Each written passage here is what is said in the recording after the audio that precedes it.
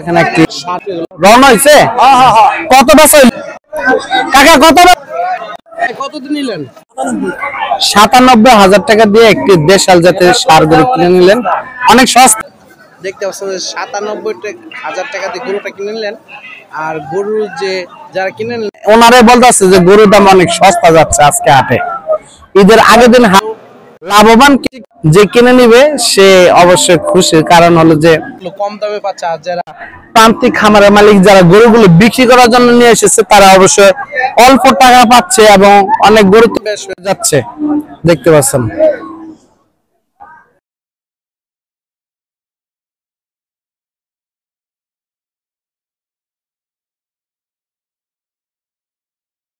করে বাজারে গরুগুলো বিক্রি হয়ে যাচ্ছে। দেশাল ৭৫,০০০, ১,৯০,০০০, ৯৫,০০০, ১,১০,০০০।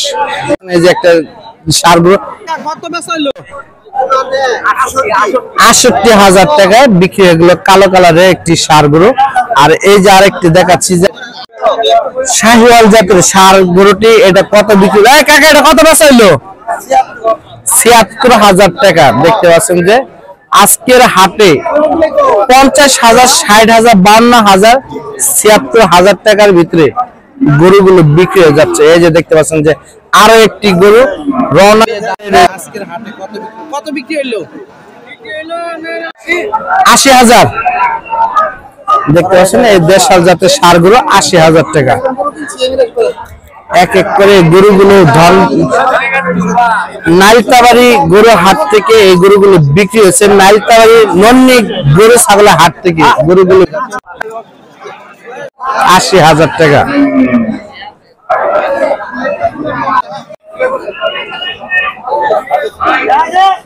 এক এক করে গরুগুলো বিক্রি হয়ে যাচ্ছে।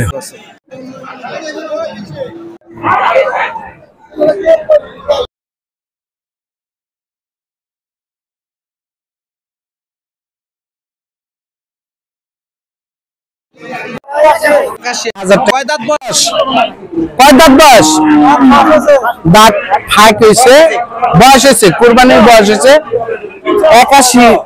কত? ৮১,০০০।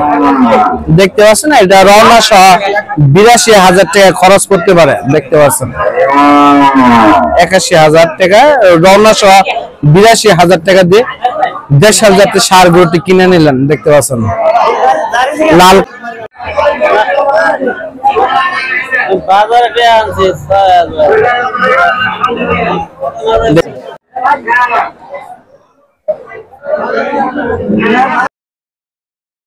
৭০,০০০ টাকা, ১০,০০০ টাকা। দেখতে পাচ্ছেন সাদা এবং ৭৩,০০০ হলো